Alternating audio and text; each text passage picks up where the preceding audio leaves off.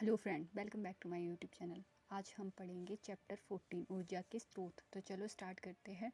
कक्षा 9 में हमने यह सीखा था कि किसी भौतिक अथवा रासायनिक प्रक्रम के समय कुल ऊर्जा संरक्षित रहती है। तब फिर हम क्यों ऊर्जा संकट के विषय में इतना कुछ सुनते रहते हैं। ऊर्जा को यदि ना तो उत्पन्न किया जा सकता है और ना ही वह नष्ट होती है, तो हमें कोई चिंता नहीं होनी चाहिए। हमें ऊर्जा के साधनों की चिंता किए बिना असीमित क्रियाकलाप करने में सक्षम होना चाहिए। यदि हम याद करें कि हमने ऊर्जा के विषय में इसके अतिरिक्त और क्या क्या सीखा है, तो इस पहेली को हल किया जा सकता है। ऊर्जा के विविध रूप है तथा ऊर्जा के एक रूप को दूसरे रूप में परिवर्तित किया जा सकता है। उदाहरण के लिए, यदि हम किसी प्लेट को किसी ऊंचाई से गिराएं, तो प्लेट की स्थितिज ऊर्जा का अधिकांश भाग फर्श से टकराते समय ध्वनि ऊर्जा में परिवर्तित हो जाता है। यदि हम किसी मोमबत्ती को जलाते हैं तो प्रक्रम अत्यधिक ऊष्माक्षेपी होता है। इस प्रकार जलने पर मोम की रासायनिक ऊर्जा ऊष्मीय ऊर्जा तथा प्रकाश ऊर्जा में परिवर्तित हो जाती है। मोमबत्ती को जलाने पर इन ऊर्जाओं के अतिरिक्त और क्या अन्य उत्पाद प्राप्त होते हैं। किसी भी भौतिक अथवा रासायनिक प्रक्रम में कुल ऊर्जा अपरिवर्तित रहती है, परंतु यदि हम जलती हुई मोमबत्ती पर पुनः विचार करें तो क्या हम किसी भी प्रकार से अभिक्रिया में उत्पन्न ऊष्मा और प्रकाश को अन्य उत्पादों के साथ मिलाकर मोम के रूप में रासायनिक ऊर्जा को वापस प्राप्त कर सकते हैं। आइए अब एक अन्य उदाहरण लेते हैं। मान लीजिए हम 100 ml जल लेते हैं जिनका ताप 348 के 75 डिग्री सेल्सियस है और इसे किसी कमरे में रखा रहने देते हैं जिसका ताप 298 केल्विन 25 डिग्री सेल्सियस है। कुछ समय पश्चात क्या होगा? क्या ऐसा कोई उपाय है जिसके द्वारा पर्यावरण में लुप्त हुई समस्त ऊष्मा को एकत्र करके जो जल एक बार ठंडा हो गया है उसे गर्म किया जा सके? ऐसे प्रत्येक उदाहरण के बारे में विचार करने पर हम यह पाएंगे कि परोज्य रूप में उपलब्ध ऊर्जा चारों ओर के वातावरण में अपेक्षाकृत कम प्रयोज्य रूप में क्षयित हो जाती है। अतः कार्य करने के लिए जिस किसी ऊर्जा के स्रोत का उपयोग करते हैं वह उपभुक्त हो जाता है और उसका पुनः उपयोग नहीं किया जा सकता। ऊर्जा का उत्तम स्रोत क्या है? तब फिर किसे ऊर्जा का अच्छा स्रोत माना जाए? दैनिक जीवन में कार्य करने के लिए हम ऊर्जा के विविध स्रोतों का उपयोग करते हैं। रेलगाड़ियों को चलाने में हम डीजल उपयोग करते हैं। सड़कों के लैंपों को दीप्तिमान बनाने में विद्युत का उपयोग करते हैं। साइकिल से विद्यालय जाने में पेशियों की ऊर्जा का उपयोग किया जाता है। क्रियाकलाप 14.1 प्रातःकाल सोकर उठने से विद्यालय पहुंचने तक आप जिन ऊर्जाओं का उपयोग करते हैं उनमें से ऊर्जा के किन्हीं 4 रूपों की सूची बनाइए। इन विभिन्न रूपों की ऊर्जाओं को हम कहाँ से प्राप्त करते हैं? क्या हम इन्हें ऊर्जा के स्रोत कह सकते हैं? क्यों अथवा क्यों नहीं? शारीरिक कार्यों को करने के लिए पेशीय ऊर्जा, विविध वैद्युत संयंत्रों को चलाने के लिए विद्युत ऊर्जा, भोजन पकाने अथवा वाहनों को दौड़ाने के लिए रासायनिक ऊर्जा, ये सभी ऊर्जाएं किसी न किसी ऊर्जा स्रोत से प्राप्त होती हैं। हमें यह जानना आवश्यक है कि ऊर्जा को उसके प्रयोज्य रूप में प्राप्त करने के लिए आवश्यक स्रोत का चयन किस प्रकार किया जाता है। क्रियाकलाप 14.2 उन विविध विकल्पों पर विचार कीजिए जो भोजन पकाने के लिए ईंधन का चयन करते समय हमारे पास होते हैं। किसी ईंधन को अच्छे ईंधन की श्रेणी में रखने का प्रयास करते समय आप किन मानदंडों पर विचार करेंगे? क्या तब आपकी पसंद भिन्न होती है जब आप वन में जीवन निर्वाह कर रहे होते हैं, किसी सुदूर पर्वतीय ग्राम अथवा छोटे द्वीप पर जीवन निर्वाह कर रहे होते हैं, नई दिल्ली में जीवन निर्वाह कर रहे होते हैं, 5 शताब्दियों पहले जीवन निर्वाह कर रहे होते हैं।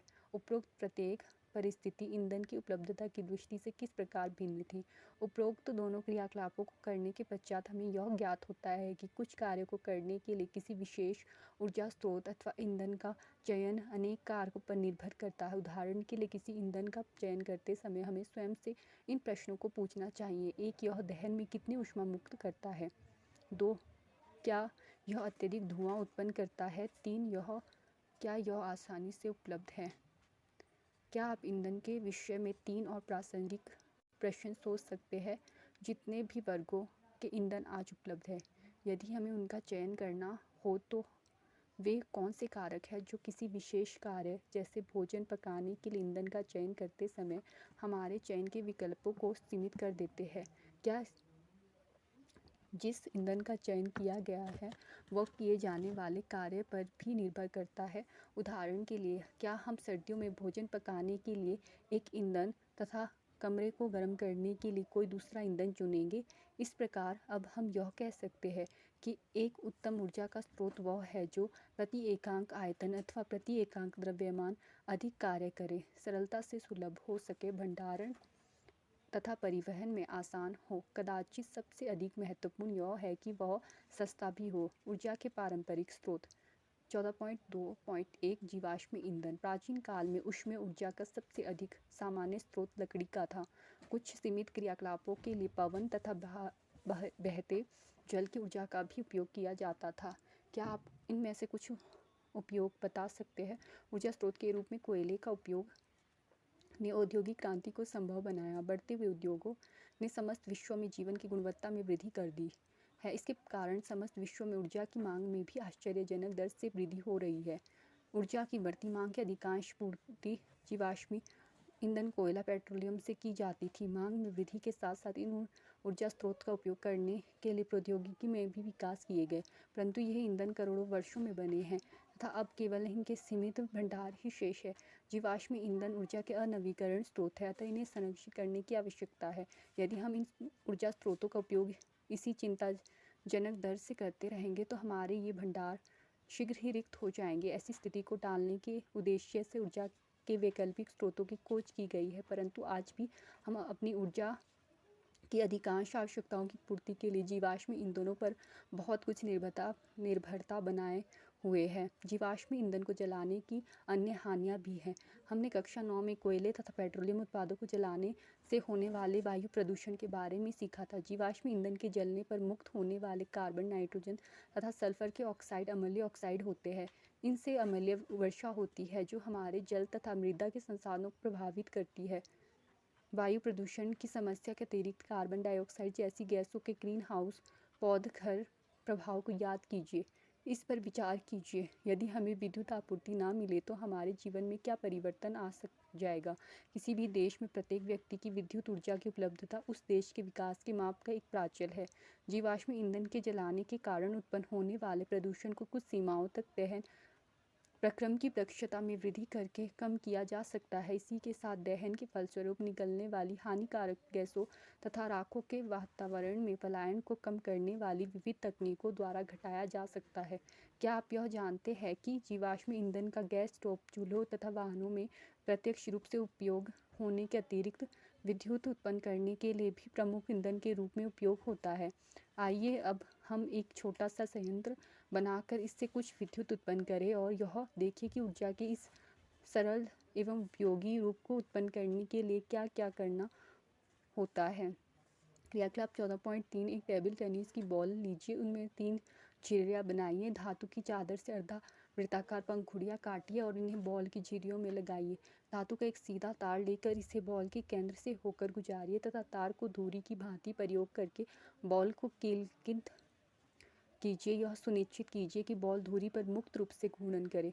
अब इसके साथ कोई साइकिल डायनेमो जोड़िए। डायनेमो के साथ एक टॉर्च बल्ब संयोजित कीजिए। पंखुड़ियों पर जल की धारा अथवा दाब कुकर में उत्पन्न भाप डालिए। आप क्या देखते हैं? विद्युत उत्पन्न करने के लिए यह हमारा टरबाइन है। सरलतम टरबाइनों का गतिशील भाग रोटर ब्लेड संयोजन है। गतिशील तरल ब्लेडों पंखुड़ियों पर उन्हें घुमाने के लिए क्रिया करता है और रोटर को ऊर्जा प्रदान करता है। इस प्रकार हम देखते हैं कि मूल रूप से हमें रोटर की पंखुड़ियों को एक गति देनी होती है ताकि वह यांत्रिक ऊर्जा को विद्युत ऊर्जा में रूपांतरित करने के लिए डायनेमो को के शाफ्ट को घुमा दे। विद्युत ऊर्जा ऊर्जा का वह रूप है जो आज के परिदृश्य में एक आवश्यकता बन गई है। डायनेमो के शाफ्ट को घुमाने के विविध ढंग हो सकते हैं, परंतु किस ढंग को अपनाया जाए यह संसाधनों की उपलब्धता पर निर्भर करता है। निम्नलिखित अनुभागों में हम यह देखेंगे कि टरबाइन को घुमाकर विद्युत उत्पन्न करने के लिए ऊर्जा के विविध स्रोतों का किस प्रकार उपयोग किया जा सकता है।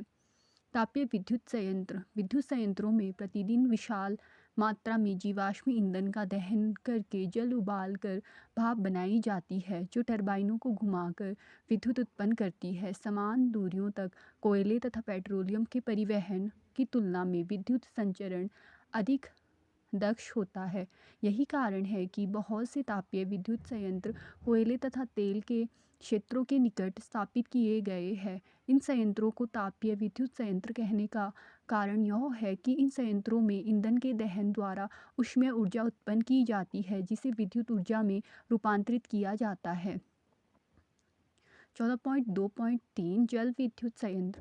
ऊर्जा का एक अन्य पारंपरिक स्रोत बहते जल की गतिज ऊर्जा अथवा किसी ऊंचाई पर स्थित जल की स्थितिज ऊर्जा है। जल विद्युत संयंत्रों में गिरते जल की स्थितिज ऊर्जा को विद्युत में रूपांतरित किया जाता है। चूँकि ऐसे जल प्रतापों की संख्या बहुत कम है जिनका उपयोग स्थितिज ऊर्जा के स्रोत के रूप में किया जा सके, अतः जल विद्युत संयंत्रों को बांधों से संबद्ध किया गया है। पिछली शताब्दी में सारे विश्व में बहुत बड़ी संख्या में बांध बनाए गए, जैसा कि हम चित्र 14.1 में देख सकते हैं। भारत में हमारी ऊर्जा की मांग के चौथाई भाग की पूर्ति जल विद्युत संयंत्रों द्वारा होती है। जल विद्युत उत्पन्न करने के लिए नदियों के बहाव को रोककर बड़े जलाशयों में जल एकत्र करने के लिए ऊंचे ऊंचे बांध बनाए जाते हैं। इन जलाशयों में जल संचित होता रहता है, जिसके फलस्वरूप इनमें भरे जल का तल ऊंचा हो जाता है। बांध के ऊपरी भाग से पाइपों द्वारा जल बांध के आधार के पास स्थापित टरबाइन के ब्लेडों पर मुक्त रूप से गिरता है। फलस्वरूप टरबाइन के ब्लेड घूर्णन गति करते हैं और जनित्र द्वारा विद्युत उत्पादन होता है। देखिए चित्र 14.3। चूँकि हर बार जब भी वर्षा होती है जलाशय पुनः जल से भर जाते हैं, इसीलिए जल विद्युत ऊर्जा एक नवीकरणीय ऊर्जा स्रोत है। अतः हमें जीवाश्म ईंधन की भांति जो किसी न किसी दिन अवश्य समाप्त हो जाएंगे, जल विद्युत स्रोतों के समाप्त होने की कोई चिंता नहीं होती। परंतु बड़े बड़े बांधों के निर्माण के साथ कुछ समस्याएं भी जुड़ी है। बांधों का केवल कुछ सीमित क्षेत्रों में ही निर्माण किया जा सकता है तथा इनके लिए पर्वतीय क्षेत्र अच्छे माने जाते हैं। बांधों के निर्माण से बहुत सी कृषि योग्य भूमि तथा मानव आवास डूबने के कारण नष्ट हो जाते हैं। बांध के जल में डूबने के कारण बड़े बड़े पारिस्थितिक तंत्र नष्ट हो जाते हैं। जो पेड़ पौधे वनस्पति आदि जल में डूब जाते हैं वे अवायवीय परिस्थितियों में सड़ने लगते हैं और विघटित होकर विशाल मात्रा में मीथेन गैस उत्पन्न करते हैं, जो कि एक ग्रीन हाउस गैस है। बांधों के निर्माण से विस्थापित लोगों के संतोषजनक पुनर्वास व क्षतिपूर्ति की समस्याएं भी उत्पन्न हो जाती है। गंगा नदी पर टिहरी बांध के निर्माण तथा नर्मदा नदी पर सरदार सरोवर बांध के निर्माण की परियोजनाओं का विरोध इसी प्रकार की समस्याओं के कारण ही हुआ था। 14.2.4 ऊर्जा के पारंपरिक स्रोत के उपयोग के लिए प्रौद्योगिकी में सुधार। जैव मात्रा बायोमास।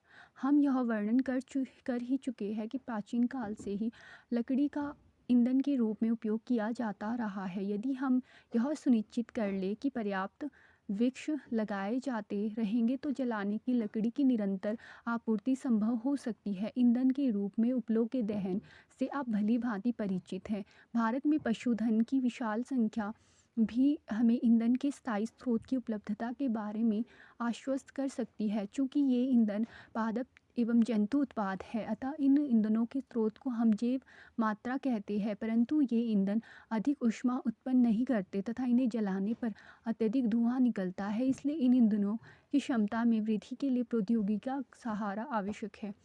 जब लकड़ी को वायु की सीमित आपूर्ति में जलाते हैं तो इसमें उपस्थित जल तथा वाष्पशील पदार्थ बाहर निकल जाते हैं तथा अवशेष के रूप चारकोल रह जाते हैं। चारकोल बिना ज्वाला के जलता है, इससे अपेक्षाकृत कम धुआं निकलता है तथा इसकी ऊष्मा उत्पन्न करने की क्षमता भी अधिक होती है। इसी प्रकार गोबर फसलों के कटने के पश्चात बचे अपशिष्ट, सब्जियों के अपशिष्ट जैसे विविध पादप तथा वाहित मल जब ऑक्सीजन की अनुपस्थिति में अपघटित होते हैं तो बायोगैस निकलती है। चूँकि इस गैस को बनाने में उपयोग होने वाला आरंभिक पदार्थ मुख्यतः गोबर है, इसलिए इसका प्रचलित नाम गोबर गैस है।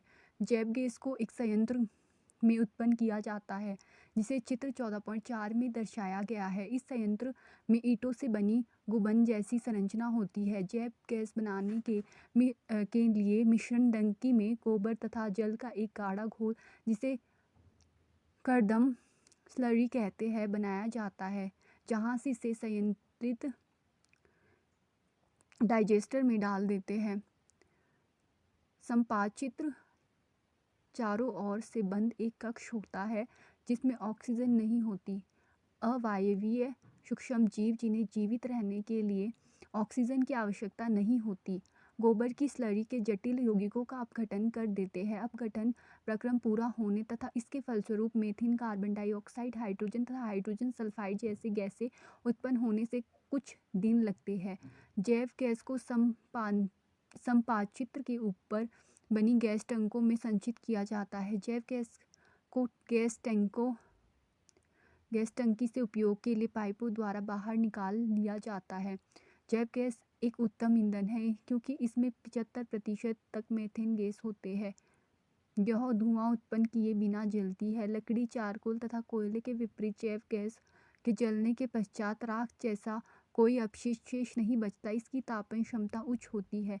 जैव गैस का उपयोग प्रकाश के स्रोत के रूप में किया जाता है। जैव गैस संयंत्र में शेष बची स्लरी को समय समय पर संयंत्र से बाहर निकालते हैं।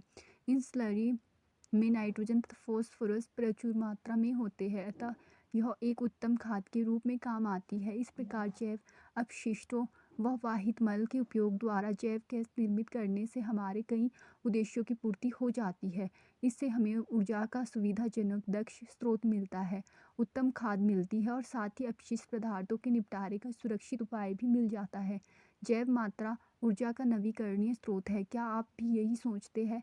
पवन ऊर्जा। कक्षा 9 में हमने यह देखा है कि किस प्रकार सूर्य के विकिरणों द्वारा भूखंडों तथा जलाशयों के असमान तप्त होने के कारण वायु में गति उत्पन्न होती है तथा पवनों का प्रभाव होता है। पवनों की गतिज ऊर्जा का उपयोग कार्यों को करने में किया जा सकता है। पवन ऊर्जा का उपयोग शताब्दियों से पवन चक्कियों द्वारा यांत्रिक कार्यों को करने में होता रहा है। उदाहरण के लिए, किसी पवन चक्की द्वारा प्रचालित जल पंप पानी को ऊपर उठाने वाले पंपों में पवन चक्की की पंखुड़ियों की घूर्णी गति का उपयोग कुओं से जल खींचने के लिए होता है। आजकल पवन ऊर्जा का उपयोग विद्युत उत्पन्न करने में किया जा रहा है।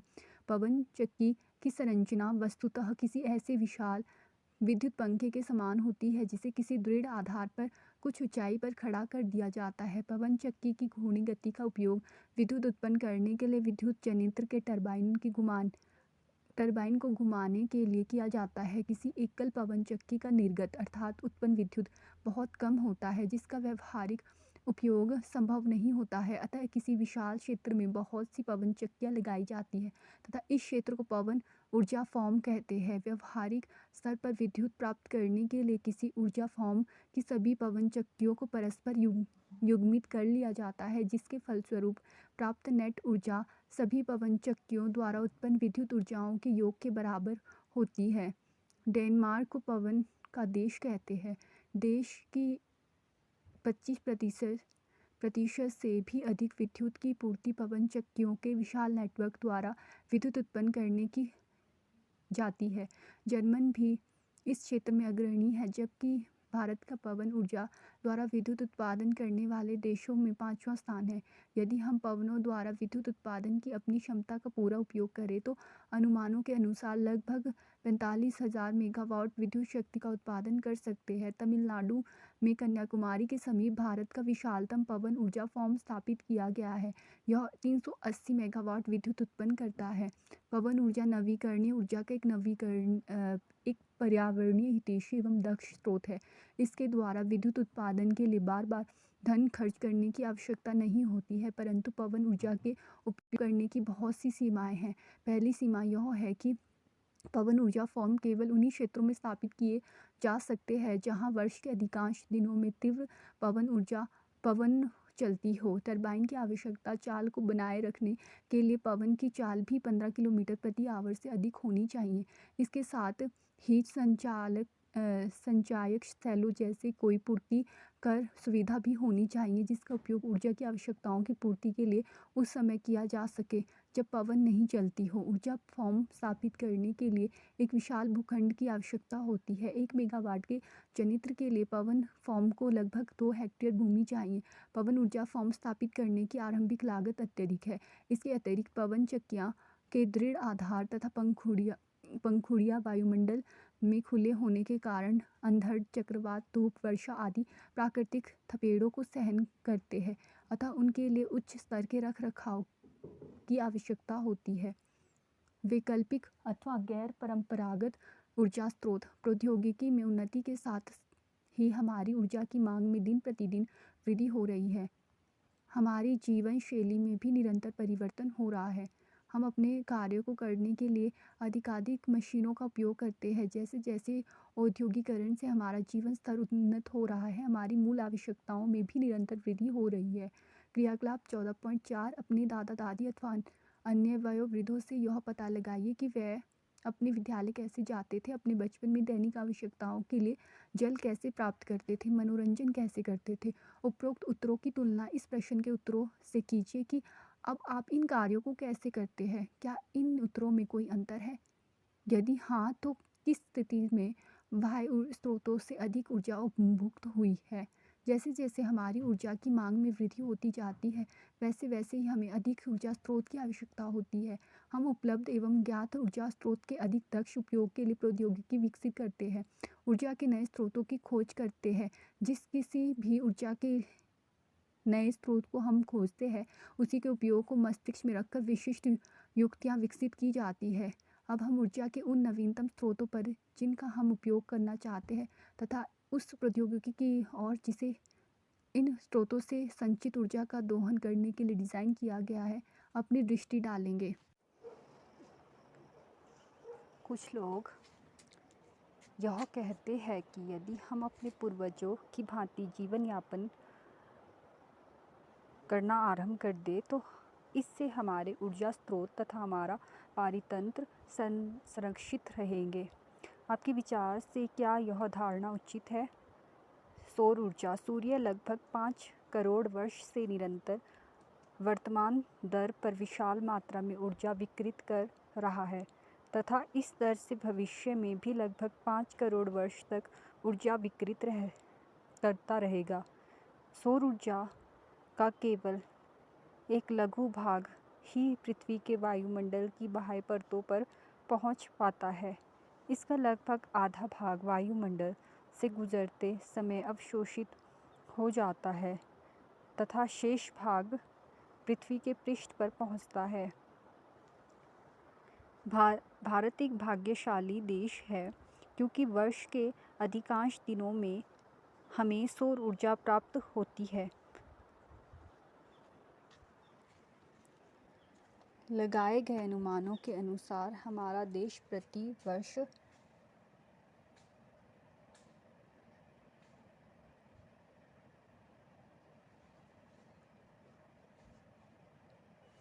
500 करोड़ किलोवाट घंटा अर्थात 5000 ट्रिलियन किलोवाट घंटा सौर ऊर्जा प्राप्त करता है।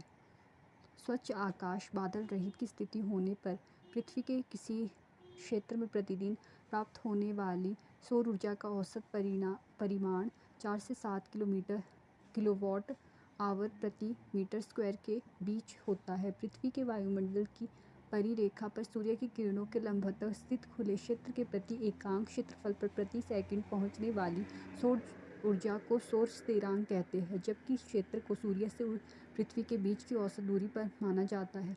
अनुमानतः इसका सन्निकट मान 1.4 किलोजूल प्रति सेकंड प्रति वर्ग मीटर अथवा 1.4 किलोवाट पर मीटर स्क्वायर है। क्रियाकलाप 14.5 2 शंक्वाकार फ्लास्क लीजिए। इनमें से एक को काला तथा दूसरे को सफ़ेद गेट से पोतिए। दोनों में जल भरिए। इस शंक्वाकार फ्लास्कों को 1 से 1.5 घंटे तक सीधे धूप में रखिए। दोनों फ्लास्कों में को स्पर्श कीजिए। इनमें कौन तप्त है? आप इन दोनों फ्लास्कों के जल के तापमापी द्वारा भी माप सकते हैं।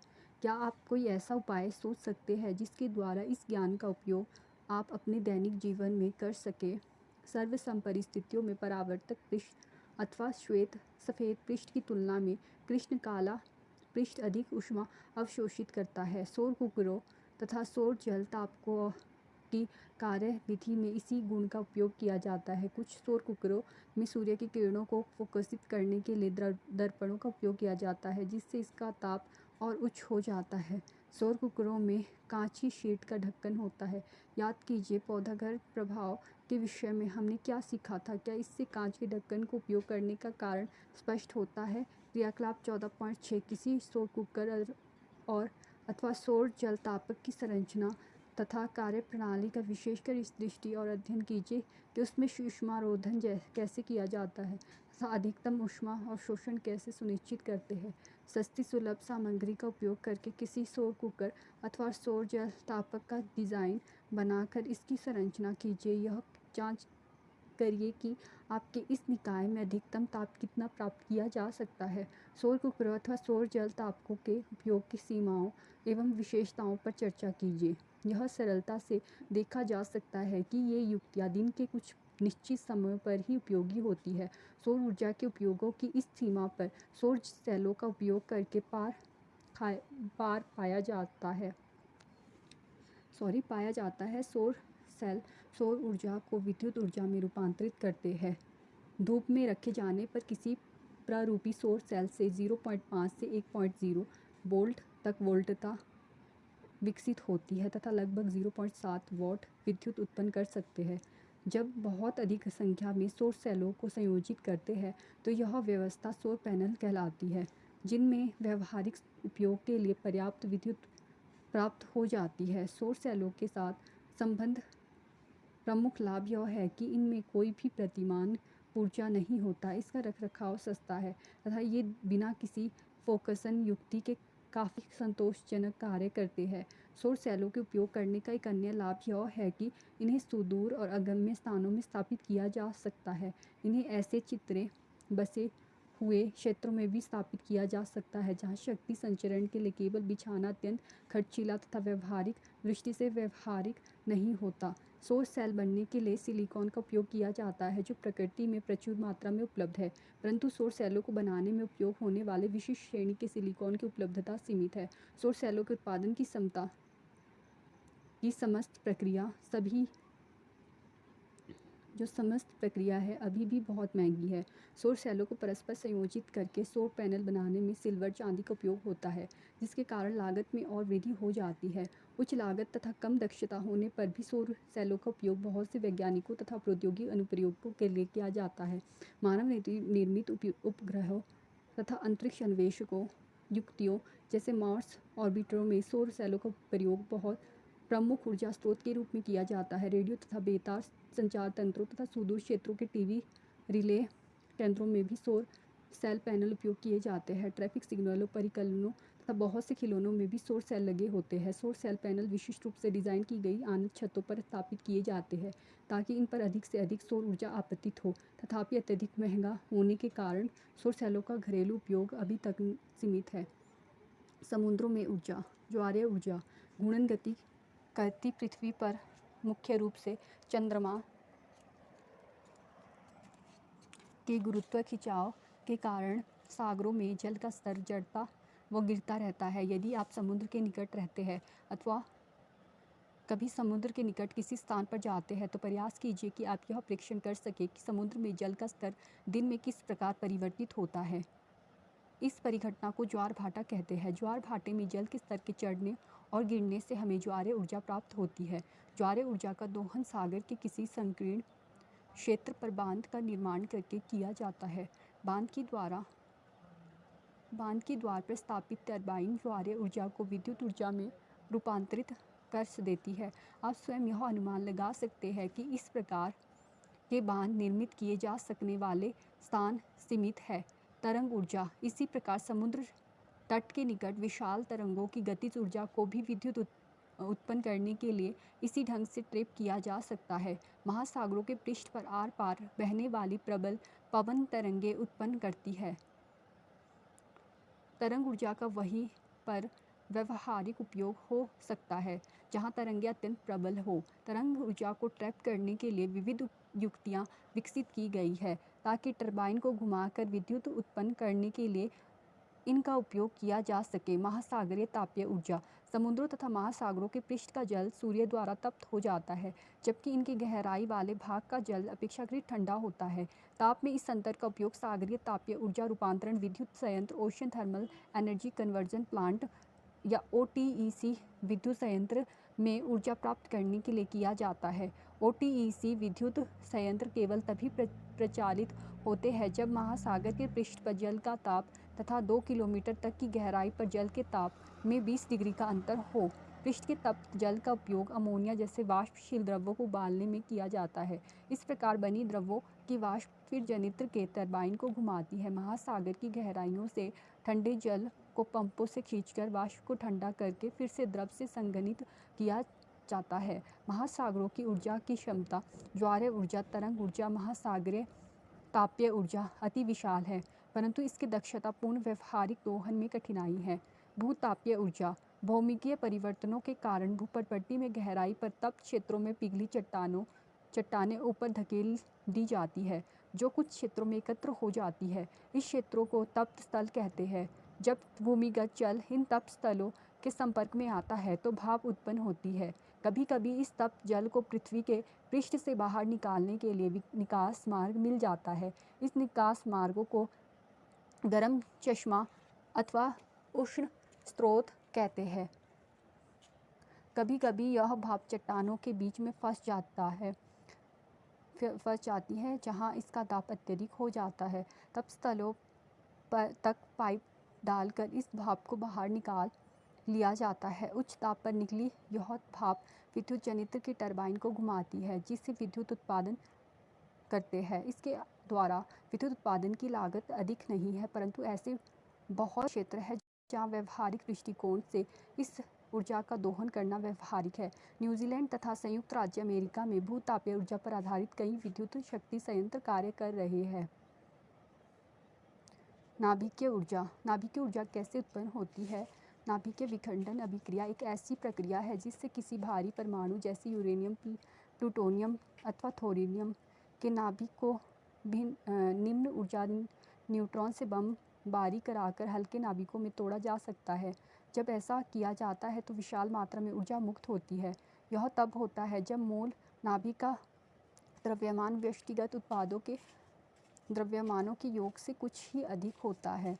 उदाहरण के लिए यूरेनियम के एक परमाणु के विखंडन में जो ऊर्जा मुक्त होती है वह कोयले के किसी कार्बन परमाणु के दहन से उत्पन्न ऊर्जा की तुलना में 1 करोड़ गुनी अधिक होती है। विद्युत उत्पादन के लिए डिज़ाइन किए जाने वाले नाभिकीय संयंत्रों में इस प्रकार के नाभिकीय ईंधन स्वपोषी विखंडन श्रृंखला अभिक्रिया का एक भाग होते हैं, जिनमें नियंत्रित दर पर ऊर्जा मुक्त होती है।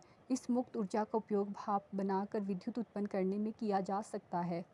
नाभिकीय विखंडन अभिक्रिया में मूल नाभिक तथा उत्पाद नाभिकों के द्रव्यमान का अंतर डेल्टा M ऊर्जा E में परिवर्तित हो जाता है। इस ऊर्जा E की दर सन 1905 में अल्बर्ट आइंस्टाइन द्वारा सर्वप्रथम व्युत्पन्न विख्यात समीकरण E बराबर डेल्टा mc² द्वारा नियंत्रित की जाती है। यहाँ c प्रकाश की निर्वात में चाल है। नाभिकीय विज्ञान में ऊर्जा को प्राय इलेक्ट्रॉन वोल्ट के मात्रकों में व्यक्त किया जाता है। 1 इलेक्ट्रॉन वोल्ट बराबर है 1.602 गुणा 10⁻⁻19 जूल। उपरोक्त समीकरण द्वारा यह आसानी से जांचा जा सकता है कि एक परमाणु द्रव्यमान मात्रक लगभग 931 मेगा इलेक्ट्रॉन वोल्ट ऊर्जा के तुल्य होता है। तारापुर महाराष्ट्र, राणा प्रताप सागर राजस्थान, तल्पकम तमिलनाडु, नरोरा उत्तर प्रदेश, काकरापार गुजरात, केंगा कर्नाटक पर स्थित नाभिकीय विद्युत संयंत्रों की प्रतिस्थापित क्षमता हमारे देश की कुल विद्युत उत्पादन क्षमता की मात्रा 3% से भी कम है। तथापि बहुत से औद्योगिकृत देश अपनी कुल विद्युत शक्ति की आवश्यकता की 30% से भी अधिक की पूर्ति नाभिकीय विद्युत संयंत्रों से कर रहे हैं। नाभिकीय विद्युत शक्ति संयंत्रों का प्रमुख संकट पूर्णतः उपयोग होने के पश्चात शेष बचे नाभिकीय ईंधन का भंडारण तथा निपटारा करना है, क्योंकि शेष बचे ईंधन का यूरेनियम अब भी हानिकारक घातक विकिरणों में क्षयित होता है। यदि नाभिकीय अपशिष्टों का भंडारण तथा निपटारा उचित प्रकार से नहीं होता है तो इससे पर्यावरण संदूषित हो सकता है। इसके अतिरिक्त नाभिकीय विकिरणों के आकस्मिक रिसाव का खतरा भी बना रहता है। नाभिकीय विद्युत शक्ति संयंत्रों के प्रतिस्थापन की अत्यधिक लागत, पर्यावरणीय संदूषण का प्रबल खतरा तथा यूरेनियम की सीमित उपलब्धता बृहद स्तर पर नाभिकीय ऊर्जा के उपयोग को निषेधक बना देते हैं। नाभिकीय विद्युत शक्ति संयंत्रों के निर्माण से पूर्व नाभिकीय ऊर्जा का उपयोग पहले विनाश के लिए किया गया। किसी नाभिकीय हथियार में होने वाली श्रृंखला विखंडन अभिक्रिया का मूल सिद्धांत नियंत्रित नाभिकीय रिएक्टर के सिद्धांत के समान है, परंतु दोनों प्रकार की युक्तियों का निर्माण एक दूसरे से पूर्णतः भिन्न है। नाभिकीय संलयन। आजकल के सभी व्यावहारिक नाभिकीय रिएक्टर नाभिकीय विघटन पर आधारित है, परंतु एक अन्य अपेक्षाकृत सुरक्षित प्रक्रिया जिसे नाभिकीय संलयन कहते हैं द्वारा भी नाभिकीय ऊर्जा उत्पन्न करने की संभावना व्यक्त की जा रही है। संलयन का अर्थ है दो हल्के नाभिकों को जोड़कर एक भारी नाभिक बनाना, जिसमें सामान्यतः हाइड्रोजन तथा हाइड्रोजन समस्थानिकों से हीलियम उत्पन्न की जाती है। 2H + 2H = 3He+N। इसमें भी आइंस्टाइन समीकरण के अनुसार विशाल परिमाण की ऊर्जा निकलती है। ऊर्जा निकलने का कारण यह है कि अभिक्रिया में उत्पन्न उत्पाद का द्रव्यमान अभिक्रिया में भाग लेने वाले मूल नाभिकों के व्यक्तिगत द्रव्यमानों के योग से बहुत कम होता है। इस प्रकार की नाभिकीय संलयन अभिक्रिया सूर्य तथा अन्य तारों की विशाल ऊर्जा का स्रोत है। नाभिकीय संलयन अभिक्रियाओं में नाभिकों को परस्पर संलयित होने को बाध्य करने के लिए अत्यधिक ऊर्जा चाहिए। नाभिकीय संलयन प्रक्रिया के होने के लिए आवश्यक शर्त चरम कोटि की है। मिलियन कोटि केल्विन ताप तथा मिलियन कोटि पास्कल दाब। हाइड्रोजन बम ताप नाभिकीय अभिक्रिया पर आधारित होता है। हाइड्रोजन बम के क्रोड में यूरेनियम तथा प्लूटोनियम के विखंडन पर आधारित किसी नाभिकीय बम को रख देते हैं। यह नाभिकीय बम ऐसे पदार्थ में अंतःस्थापित किया जाता है जिनमें ड्यूटेरियम तथा लिथियम होते हैं। जब इस नाभिकीय बम जो विखंडन पर आधारित है को अधिक विस्फोटित करते हैं तो इस पदार्थ का ताप कुछ ही माइक्रोसेकंड में 10⁻⁷ केल्विन तक बढ़ जाता है। यह अति उच्च ताप हल्के नाभिकों को संलयित होने के लिए पर्याप्त ऊर्जा उत्पन्न कर देता है, जिसके फलस्वरूप अति विशाल परिमाण की ऊर्जा मुक्त होती है। पर्यावरण विषयक सरोकार। पिछले अनुभाग में हमने ऊर्जा के विविध स्रोतों के विषय में अध्ययन किया था। इनमें से किसी भी प्रकार की ऊर्जा का दोहन पर्यावरण में किसी न किसी रूप में विक्षोभ उत्पन्न करता है। किसी भी परिस्थिति में जब हम किसी ऊर्जा स्रोत का चयन करते हैं तो वह निम्नलिखित कारकों पर निर्भर करता है। उस ऊर्जा स्रोत से ऊर्जा प्राप्त करने में सरलता, उस ऊर्जा स्रोत से ऊर्जा प्राप्त करने में मितव्ययता, उस ऊर्जा स्रोत से ऊर्जा प्राप्त करने की उपलब्ध प्रौद्योगिकी की दक्षता तथा उस ऊर्जा स्रोत को उपयोग करने से पर्यावरण को होने वाली क्षति। यद्यपि हम CNG संपीड़ित प्राकृतिक गैस जैसे स्वच्छ ईंधन के विषय में बात करते हैं, परंतु यह कहना अधिक सही होता है कि कौन सा स्रोत किस स्रोत की अपेक्षा अधिक स्वच्छ है। हम यह पहले ही देख चुके हैं कि जीवाश्म ईंधन जलाने से वायु प्रदूषित होती है। कुछ प्रकरणों में जैसे सौर सेल जैसी कुछ युक्तियों का वास्तविक प्रचालन प्रदूषण मुक्त हो सकता है, परंतु यह हो सकता है कि उस युक्ति के संयोजन में पर्यावरणीय क्षति हुई हो। इस क्षेत्र में निरंतर अनुसंधान हो रहे हैं और इस प्रकार की युक्तियों के निर्माण के लिए प्रयास किए जा रहे हैं जो अधिक समय तक कार्य कर सके और अपने समस्त कार्यकाल में कम से कम क्षति पहुंचाए। क्रियाकलाप 14.8 विविध ऊर्जा स्रोतों के विषय में जानकारी एकत्र कीजिए तथा ज्ञात कीजिए कि उनमें से प्रत्येक पर्यावरण को किस प्रकार प्रभावित करता है। प्रत्येक ऊर्जा स्रोत के लाभ तथा हानियों पर वाद विवाद कीजिए तथा इस पर आधार ऊर्जा का सर्वोत्तम स्रोत चुनिए।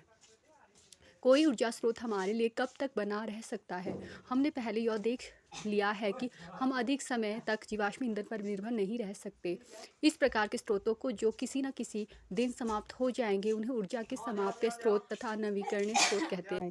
क्रियाकलाप 14.8 विविध ऊर्जा स्रोतों के विषय में जानकारी एकत्र कीजिए तथा ज्ञात कीजिए कि उनमें से प्रत्येक पर्यावरण को किस प्रकार प्रभावित करता है। प्रत्येक ऊर्जा स्रोत के लाभ तथा हानियों पर वाद विवाद कीजिए तथा इस आधार पर ऊर्जा का सर्वोत्तम स्रोत चुनिए। कोई ऊर्जा स्रोत हमारे लिए कब तक बना रह सकता है? हमने पहले यह देख लिया है कि हम अधिक समय तक जीवाश्म ईंधन पर निर्भर नहीं रह सकते। इस प्रकार के स्रोतों को जो किसी न किसी दिन समाप्त हो जाएंगे उन्हें ऊर्जा के समाप्य स्रोत तथा अनवीकरणीय स्रोत कहते हैं। इसके विपरीत यदि हम लकड़ी जलाने में उपयोग होने वाले वृक्षों को प्रतिस्थापित करके जैव मात्रा का प्रबंधन उचित प्रकार से करें तो हम किसी निश्चित दर पर ऊर्जा की नियत आपूर्ति सुनिश्चित कर सकते हैं। इस प्रकार के ऊर्जा स्रोत जिनका पुनर्जनन हो सकता है उन्हें ऊर्जा के नवीकरणीय स्रोत कहते हैं। हमारे प्राकृतिक पर्यावरण में नवीकरणीय ऊर्जा उपलब्ध है। यह ऊर्जा की सतत तथा आवर्ती धाराओं के रूप में अथवा भूमिगत भंडारों में इतनी विशाल मात्रा में संचित है कि इन भंडारों के खाली होने की दर व्यवहारिक दृष्टि से नगण्य है। क्रियाकलाप 14.9 कक्षा में इन समस्याओं पर वाद विवाद कीजिए। यह कहा जाता है कि अनुमानतः कोयले के भंडार आने वाले 200 वर्षों के लिए पर्याप्त है। क्या इस प्रकरण में हमें चिंता करने की आवश्यकता है कि हमारे कोयले के भंडार रिक्त होते जा रहे हैं? क्यों अथवा क्यों नहीं? आधार पर यह निर्णय लीजिए कि कौन सा ऊर्जा स्रोत ए समाप्य, बी अक्षय, सी नवीकरणीय तथा डी अनवीकरणीय है। प्रत्येक चयन के लिए अपना तर्क दीजिए। आपने क्या सीखा? हमारे जीवन शैली के स्तर में वृद्धि के साथ हमारी ऊर्जा की आवश्यकताओं में वृद्धि होती है। हमारी ऊर्जा की आवश्यकताओं की पूर्ति करने के लिए हमें ऊर्जा के उपयोग की दक्षता में सुधार का प्रयास करना चाहिए। साथ ही हमें ऊर्जा के नए स्रोतों को परखना एवं उनका दोहन भी करना चाहिए। हमें ऊर्जा के नवीन स्रोतों की ओर ध्यान देने की आवश्यकता है क्योंकि हमारे पारंपरिक ऊर्जा स्रोत जैसे जीवाश्मी ईंधन संकटग्रस्त है और शीघ्र ही समाप्त हो जाएंगे। हमारा ऊर्जा स्रोत का चयन, उपलब्धता में सरलता, ऊर्जा निष्कर्षण की लागत, ऊर्जा स्रोत के उपयोग की उपलब्ध प्रौद्योगिकी दक्षता, ऊर्जा स्रोत के उपयोग का पर्यावरण पर प्रभाव जैसे कारकों पर निर्भर करता है। हमारे अधिकांश स्रोत अंततः सूर्य से प्राप्त ऊर्जा से व्युत्पन्न होते हैं। Thank you for watching.